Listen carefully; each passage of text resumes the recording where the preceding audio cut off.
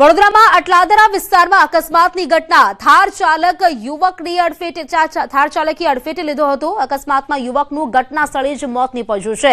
થાર યુવતી ચલાવી રહી હતી તેવું સામે આવ્યું છે। કારમાં 3 યુવતી સવાર હતી। ખાનગી કંપનીમાં ફૂડ ડિલિવરી બોય તરીકે યુવકનો આ પહેલો દિવસ હતો। અકસ્માતના પગલે લોકોના ટોળા ભેગા થયા હતા તો પોલીસે અટકાયતી પગલાં લીધા બાદ કાયદેસરની કાર્યવાહી હાથ ધરી છે। તો થાર ચાલકે યુવકને અડફેટે લીધો હતો। આજે ઘટના સામે આવી છે અકસ્માતની, જેમાં યુવકનું મોત થયું હોવાનું સામે આવ્યું છે। વડોદરાના અટલાદરા વિસ્તારની આ ઘટના છે। અકસ્માતમાં યુવકનું ઘટના સ્થળે જ મોત થયું હોવાનું સામે આવ્યું છે અને આ થાર ચાલક કોઈ બીજો નહીં પરંતુ એક યુવતી ચલાવી રહી હતી તેવું સામે આવ્યું છે અને તેની સાથે કેટલીક બીજી અન્ય યુવતીઓ પણ તેની સાથે સવાર હતી તેવું પણ કહેવાય રહ્યું છે। હાલ તો પોલીસે યુવતીની જે અટકાયત કરી છે અને સામે જ વાત કરીએ તો આગળની જે કાર્યવાહી છે તે પણ હાથ ધરી છે। અકસ્માતના પગલે જે ઘટના સ્થળ છે ત્યાં લોકોના ટોળા ભેગા થઈ રહ્યા હતા અને જે પ્રકારે કહી શકાય કે ખાનગી કંપનીમાં જે યુવક છે તેનો ફૂડ ડિલિવરી બોય તરીકે તેનો પ્રથમ જ દિવસ હતો અને પ્રથમ દિવસે જ તેને મોત મળ્યું છે। અકસ્માતની આ ઘટના બનતા ઘટના સ્થળે જ યુવકનું મોત થઈ ગયું છે। જે થાર ચાલક છે તે એક યુવતી હતી અને યુવતીએ અકસ્માત સર્જ્યો હોવાનું સામે આવ્યું છે। હાલ તો પોલીસ તમામ દિશામાં તપાસ કરી રહી છે। આ યુવતી સાથે અન્ય યુવતીઓ પણ સવાર હતી તેવું પણ સામે આવ્યું છે। પોલીસ દ્વારા આગળની જે તપાસ છે તે હાથ ધરવામાં આવી છે। દ્રશ્યમાં પણ જોઈ શકો છો કે યુવતીની ધરપકડ કરવામાં આવી છે।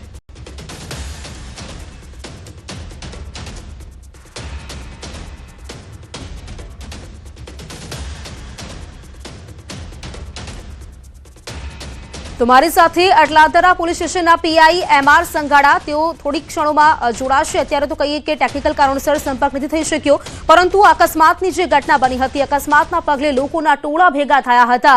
અહીં આ એક યુવતી છે તે થાર ચલાવી રહી હતી અને આ યુવતીએ અકસ્માત કર્યો હોવાનું સામે આવ્યું છે। હાલ તો યુવતીની ધરપકડ કરવામાં આવી છે। વડોદરાના અટલાદરા વિસ્તારનું આ બનાવ છે। વારંવાર જે કાર્યવાહી છે તે કરવામાં આવે છે, પરંતુ છતાં આવી જે ઘટનાઓ છે બેફામ રીતે લોકો ગાડી હંકારે છે અને તેના કારણે નિર્દોષ લોકોના જીવ જાય છે। અહીં વધુ એક ઘટના સામે આવી છે। તો આ વિશે વધુ માહિતી સાથે સંવાદદાતા હાર્દિક દીક્ષિત મારી સાથે જોડાઈ ગયા છે, માહિતી મેળવીશું। હાર્દિક, સામે આવ્યું છે કે અકસ્માતની ઘટના અને યુવતી થાર ચલાવી રહી હતી અને તેણે અકસ્માત સર્જ્યો હોવાનું સામે આવ્યું છે। અપડેટ શું મળી રહી છે આ મામલે હવે?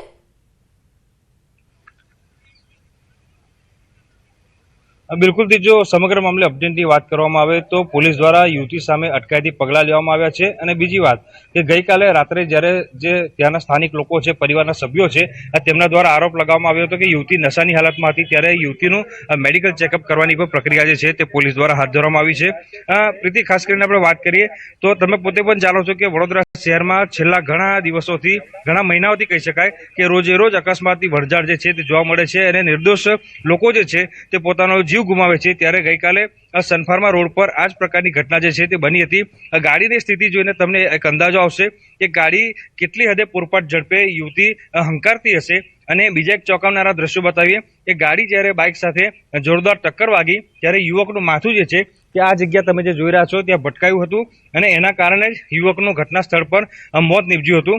સ્થાનિક લોકો જે છે તેમના દ્વારા પોલીસની કામગીરી સામે પણ આક્ષેપ કરવામાં આવ્યા છે। પરિવારના સભ્યો જે છે તેમના દ્વારા પણ જે પોલીસની કામગીરી જે છે તેની સામે આક્ષેપો કરવામાં આવે છે। અને આ જે વ્હીકલ જે છે કે જે લઈને યુવક કામ પર નીકળ્યો હતો એ વ્હીકલની સ્થિતિ પણ જોઈ શકાય છે કે ખુરચા જે છે તે ઉડાવી દીધા છે યુવતી દ્વારા। અત્યારે જે પોલીસ છે તેમના દ્વારા યુવતીની પૂછપરછ જે છે તે કરવામાં આવી રહી છે। એફએસએલની પણ મદદ જે છે સમગ્ર મામલે લેવામાં આવશે, કારણ કે જે ગાડીની સ્પીડ જે છે તે ઓવર સ્પીડ હતી, એટલે કે વધારે પડતી સ્પીડ હોવાના કારણે જ અકસ્માત સર્જાયો।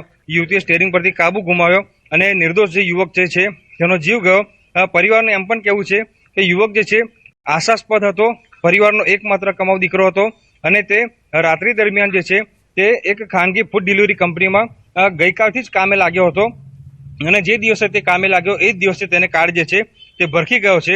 ત્યારે પરિવારના સભ્યોના માથે આપ તૂટ્યું છે અને પરિવારના સભ્યો જે છે તે કોઈ પણ ભોગે તેમને ન્યાય મળવો જોઈએ તેવી માંગ જે છે તે કરી રહ્યા છે। પ્રીતિ, વાત કરીએ હાર્દિક, અહીં જે યુવતી છે એવું પણ કહેવામાં આવી રહ્યું છે કે યુવતી સાથે અન્ય કેટલીક યુવતીઓ પણ સવાર હતી, તેમના વિશે કોઈ માહિતી મળી છે? કારણ કે અત્યારે તો ફક્ત આ એક યુવતી છે તેની અટકાયત કરવામાં આવી છે, અન્ય લોકો તેની સાથે હાજર હતા તેની વિશે કોઈ માહિતી મળી છે?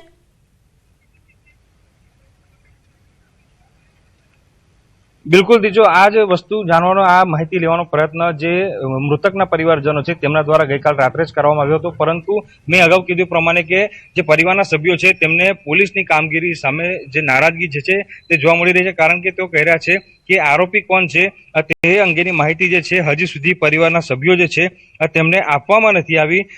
જો કાર ચાલકની આપણે વાત કરીએ તો પોલીસ તરફથી માહિતી મળી છે કે ઋષિકા સરનાની નામની જે એક મહિલા જે છે તેના દ્વારા આ કાર જે છે તે ચલાવવામાં આવી રહી હતી અને કોઈ એક પ્રસંગમાં તેઓ ગયા હતા અને ત્યારબાદ જે પરત ફરી રહ્યા હતા દરમિયાન જે છે તે અકસ્માતની ઘટના જે છે તે ઘટી છે।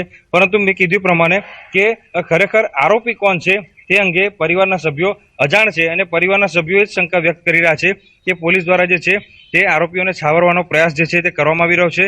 પરિવારે એમ પણ કીધું છે કે ગઈકાલે જ્યારે અકસ્માતની ઘટના બની ત્યારે જે કાર છે ત્યાં લોહીના ડાઘા જે છે તે પડેલા હતા, પરંતુ જ્યારે તેઓ પોલીસ સ્ટેશન પહોંચ્યા અને તેમને કાર જોઈ તો કાર જાણે તેની સાફ સફાઈ થઈ ગઈ હોય ત્યાં પ્રકારની સ્થિતિમાં જે છે તે જોવા મળી રહી છે। લોહીના ડાઘા જે છે તે અહીંયાથી ગાયબ થઈ ગયા છે। એટલે ચોક્કસથી જે પરિવાર જે છે તેમનું નિવેદન પર જો ધ્યાન આપવામાં આવે। બિલકુલ આભાર આપનો જોડાવા માટે, જાણકારી માટે। તો હાલ તો કહી શકાય કે આ જે યુવતી છે તેના અટકાયતી પગલાં લેવામાં આવ્યા છે।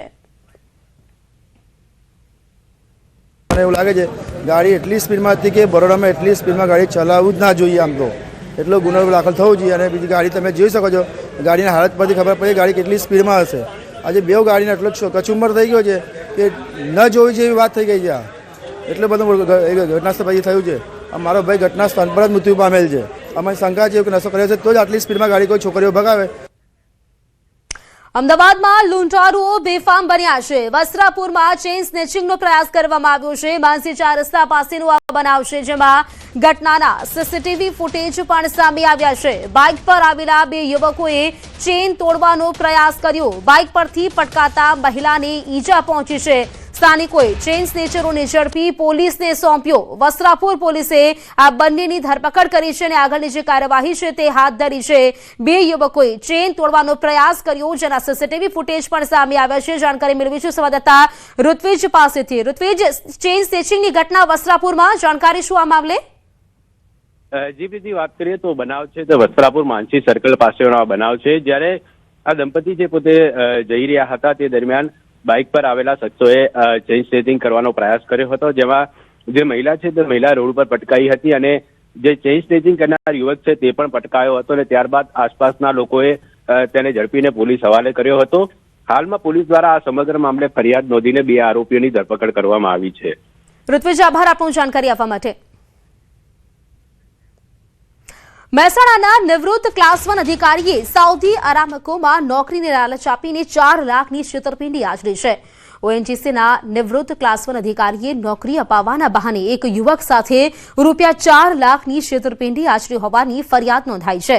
દિલ્હીમાં રહેતા આરોપી કિરપાલસિંહે પોતાને હેડ ઓફ ધ ડિપાર્ટમેન્ટ ગણાવીને રજીસ્ટ્રેશન અને ટ્રેનિંગના નામે કુલ 7.25 લાખ રૂપિયા પડાવ્યા હતા।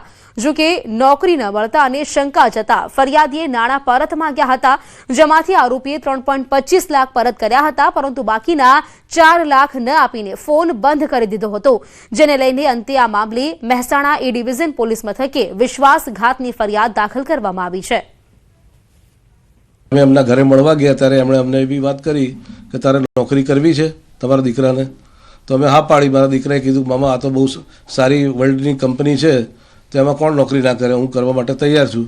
એટલે એમણે એમનો વાત કરી અને એમનો નંબર આપ્યો। એ નંબર ઉપર અમે વાત કરી એટલે અમે અમારી જોડે પૈસાની માગણી કરી કે ભાઈ આટલા આટલા પૈસા તમારે મોકલવા પડશે।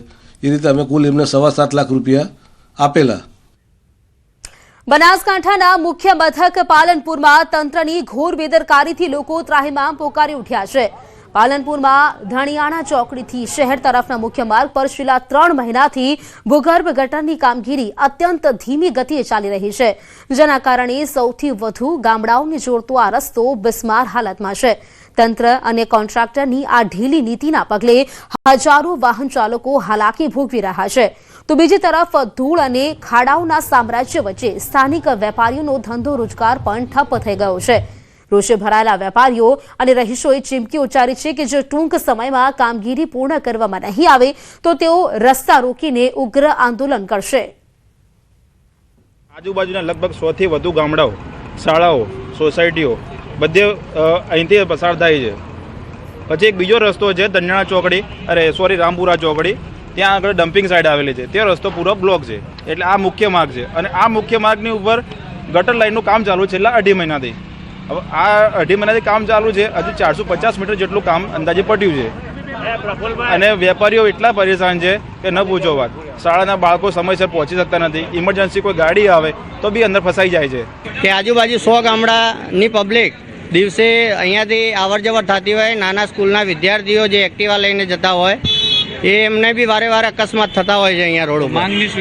માંગ નહીં સ્વીકારાય તો બહુ આંદોલન થઈ શકે છે. ખાડી ખચ્યા અને ખૂબ હોય અને જમીન જો ત્યાં ચારી ખોદી લે ત્યાં કણે પહોંચી એક્ટિવામાં ફસાઈ જવાની બી પ્લે લાગે અને સાઈડમાં આ તે જગ્યાએ રેત પડેલો હોય, બસ આવતી હોય તો સાઈડ કરવી હોય તો પણ થતી નથી અને જ્યારે રેતમાં ઊભા રહેવું હોય તો પણ ગાડી દબેલી જ હોય છે અને બને ત્યાં સુધી ઝડપી કોમ કરી અને 3-4 મહિનાથી આ હેરાનગતિ ચાલી રહી છે અને આ હેરાનગતિને ઝડપી કરી રસ્તો પાલનપુર ઉજીનો ધન્યાણા ચોકડી પાલનપુર ઉજીનો રિપેરિંગ થાય એવી અમારી